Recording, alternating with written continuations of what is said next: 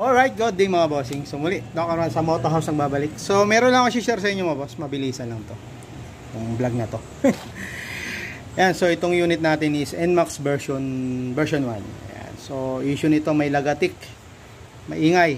Malaman parang magaspang. Yan. So ang issue maingay, lagatik, tapos nagbabawas ng kulan. So unahin naman natin sa nagbabawas ng kulan. So mga possible cause pag nagbabawas ang kulat mga sir ay una kung sakali una gasket. Ayan, gasket. Ayan, pwedeng gasket. O kaya naman katulad nito. Ayan, may katulad dyan, no? Tuklep na, tuklap. Ayan. Tapos water pump. Ayan, so water pump. So water pump, ibig sabihin possible namang may sira yung kanyang water seal. Ayan. So, kita nyo magana yung kanyang water seal. Ayan. Magana. Kita nyo, magana siya. So, pag namagana, possible yan, mag-leak. Wala na. Malambot na. Dudurog na nga. Oh. Ayan, oh. Punit na. Kita nyo mga sir, oh. Punit na. Punit na yung kanyang water seal. So, yun yung cause ng pag nagbabawas ng kulan. Tapos mapapasin nyo yan dito. Pag tinanggal nyo yung water pump, meron dito puti-puti o parang milky, parang gatas, kulay gatas. Sabihin langis tsaka yung kulan nandito, naghalo na, kaya para siyang kape. Sa pangalawang issue, yung kanyang lagatik niya. So ito nga pala ay for the record ay dumaan na rin sa mga ibang kamay. Sa mahiwagang kamay. Ayan. So, bago yun, shoutout muna kay Bossing from Malabon. From Malabon with heart papunta dito sa Antipolo. Yan, dito mo sa Antipolo mga sir. Again, yung location natin ay Antipolo na po. Wala na tayo sa Marikina. Marami pa rin naliligaw yata na pupunta ng Marikina. So pagpasensya nyo na mga sir ha. Hindi mabago yung location, hindi may edit. Yan, so ito, pangalawa ito, nagawa na rin to. So actually kilala ko rin yung yung pinagpagawa ni sir. Supplier din kasi ng mga parts, yung mga genuine parts yan. So yun, so may mga tama to pero minor lang naman. Ay tama rin pala, may tama rin, pero ang naging cost niya ng ito napalitan ng camshaft bearing, pero pansin nyo maingay. Yan, napalitan na ng bagong camshaft bearing pero maingay pa rin, may konting magaspang ng konti. Ayan. Inano ko lang para marinig nyo. Para pagkakasya nyo na malikot yung hawak natin. Ayan. Kasi nyo magaspang pa rin yung tunog. Pero napalitan na ng bago yan. At ito lang hindi ko kasi nga ang damage niya, tinamaan yung kanyang inner bearing. Yung nasa loob na bearing. And so maluwig. Ayan o. Nagalawin natin ha. Ayan. Sana naririnig. Kasi niya, naririnig niya naman siguro kung gaano siya kaluwag. Yan. So, sobrang luwag na. So hindi ko lang kung bakit hindi ito napalitan. Baka kasi nung pinagawa ni Bossing to, baka may na rin to baka may damage na rin to. So nangyari lang dito, baka ang ginawa is pinalitan ng bagong camshaft malaki, tapos readjust ng valve. So wala naman damage yung mga rocker arm niya. Mga minor lang na pwede pa naman. Katulad nitong exhaust rocker arm, medyo may konting alog, pero hindi pa yan dahilan para umingay yung rocker arm. So goods pa naman yan. So naging cost ng lagatik niya yung kanyang camshaft bearing inner. So itong outer yung malaki, so sasabay na rin palitan kasi nga magaspang na naman yung tunog niya. So tsaka medyo pansin ko mali yung pagkaka-install. Yung pagkaka-install medyo may mali ng konti. Kita niya may gap. Yeah, may gap sa ilalim. So ibig sabihin hindi na isagad ng maigi. Yung pagbaon hindi na isagad, hindi na ilapat dito sa pinakababa. Ito tinuturo ng aking malaking tawag dito ng thumb. Yan. So hindi na ibaba, hindi na isagad. At saka medyo nadali yata ng pokpok yata to. Kasi itong ibabaw medyo nabusan lang konti. Yan. So ang hirap kasi tanggalin kanina, ang hirap ugutin. Ang hirap ipasok, ialisin kanina. Yan. So yun lang naman. Yun lang yung naging cost niya. So, ito yung tunog niya mga boss pala bago ko ayusin. Parinig ko sa inyo yung tunog kanina bago ko buksan tong makina ni sir. Okay, so yun yung tunog ng makina mga boss. So, ito. Gagawin namin dito, replace tayo ng mga parts. So, yung mga sinabi ko sa inyo, mga possible na problema. Ayan.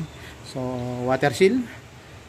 Bearing ng camshaft bearing, outer tsaka inner. Then, valve adjustment tayo. Tapos, replace ng bagong gasket. Tayo nga. May tapyas. Pag ano ba yan? Pag ganito siya. Ayan. So may tapyas.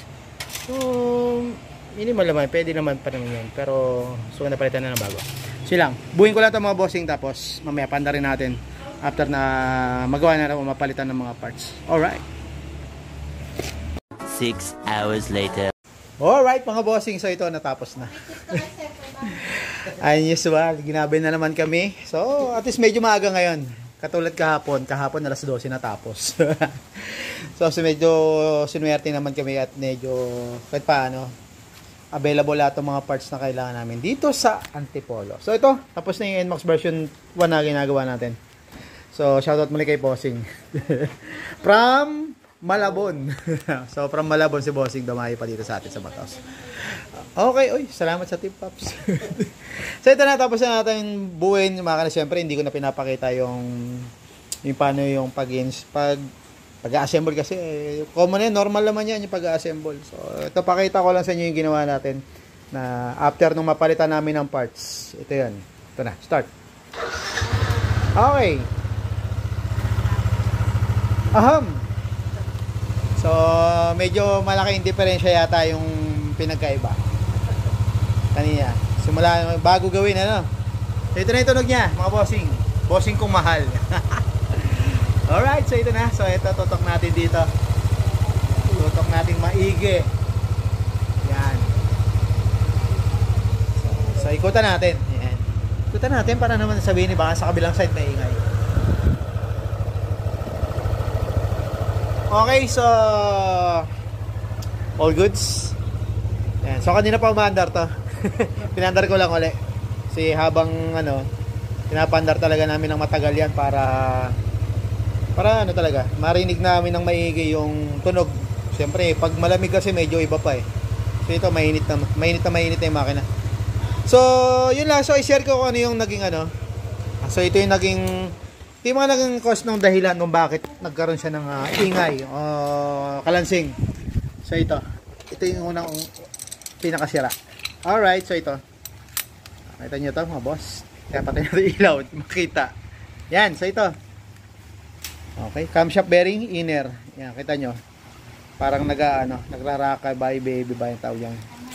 Ayan, so sa pagtatanggal ng inner bearing ng camshaft, so gamit kayo ng puller. So ang technique natin yan kapag ayaw matanggal, gamit kayo ng puller tapos kuha kayo ng butane. Iinitin nyo ng butane ha. Kasi minsan pag puller lang ayaw matanggal. Kumakapyos lang. Natatanggal lang dito. Lumudulas. So gamit kayo ng butane, initin nyo lang. Initin nyo ng todo. Tapos kung saan yan luluwag, makahatak nyo na. Yan. So yun, mayroon akong tips na binigay sa inyo mga bossing ha. Yan. And ano pa yung mga pinalitan namin sa mga gasket, sa mga common yan, mga gasket. Ito yung mga bearing. Yan.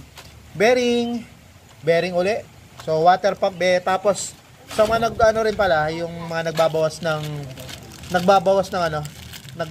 ng coolant, ito 'yon. Pakita ko sa inyo kung bakit nagbabawas mga sir ha. Kita nyo yung kanyang ilawan natin. Yan. So, pasin yung water seal. Ito yung tinatawag na water seal. Kita nyo, durog na. Andito pa yung kaputol niya, nandito eh. Wait lang, pakita ko sa inyo. Para at least makita. Yun, ito. Kita nyo yung rubber. Ayan, durog na. Yan. So, ito yung nasa loob na part ng water seal. At meron pa yung ano, ito yung may spring pa yan eh, yung seal niya. Ang nangyari, kumalas na. And, syempre kasama papalitan yung kanyang water pump bearing. And, yun lang. Common lang yung mga papalitan, mga o-ring kung kailangan na palitan o kung hindi pa, pwede nyo gamitin yung luma. Yun, so yan yung naging problema. Bakit siya nagkaroon ng kalansing? So, inner bearing, sinabay na namin yung kanyang camshaft bearing na malaki. Ito yung camshaft bearing na malaki, sinabay na natin. Yan, kasi nga, kapapalit lang nito pero medyo hindi maayos yung pagkaka-install. So, kanina pinakita ko sa inyo yung video na medyo malayo yung gap, hindi masyado naisagad. Then, medyo magaspang na yung tunog niya. At yun, tapos mga gasket lang, tapos cylinder head. Cylinder block. Yan, palit din kami ng bagong cylinder block kasi nga may gas-gas na. May gas-gas na yung kanyang cylinder block, pero hindi naman siya yung gas-gas na marami. Meron siya mga ilan na gas-gas na malalalim. So, sabi ko nga kay sir, kung gusto niya, sabay na para isang gawaan. Yan, sabi lang, sige, para at least isang gawaan na lang. So, yun lang. Okay na. So, thank you ulit kay sir from Malabon, dumayo dito sa atin sa Motos Marikina. Yan. So, sa mga nag-i-inquire, mag-i-inquire at magpapagawa, chat lang kayo. O rider, tawagan nyo ako. May number naman ako dito sa nakalagay, sa page ng Moto House. Yan. So, yun lang mga boss. I hope sana kahit paano may nakunti kayo natutunan dito sa munting vlog natin regarding dito sa NMAX version 1 na may kalansing o maingay yung makina. So, kung ganito yung problema ng motor nyo at nag-experience nyo yung ganito, so, baka ito yung problema. O, check nyo lang. So, wag muna tayong, pag nag-canvas kayo, nagpa-canvas kayo, wag muna kayong maniniwala. O, wag muna kayong, pag sinabi ng ganito, ganyan sir, palitan natin ng ganyan. So, much better talaga. Check up muna. Check up. Bago hatol. Buksan muna natin bago natin hatulan. Hindi pwedeng hatol muna bago gawin. Magkaiba yun. Siyempre, iba kasi, meron na kasi ngayon, yung hatol muna, hatulan mo na ng pyesa. Ganito, ganyan sir. Sigunyal yung crankshaft. Palitan na natin. So, para hindi na mapalayo yung problema. So, dapat buksan mo na yung makina para makita natin talaga kung ano yung mga possible o yung mga kailangan palitan. Sila, again, thank you and ride safe, bossing. So, pauwi na siya uli ng Malabon. Yan. Thank you. Salamat din sa tip, sir. Alright, God bless atin lahat. Bye-bye.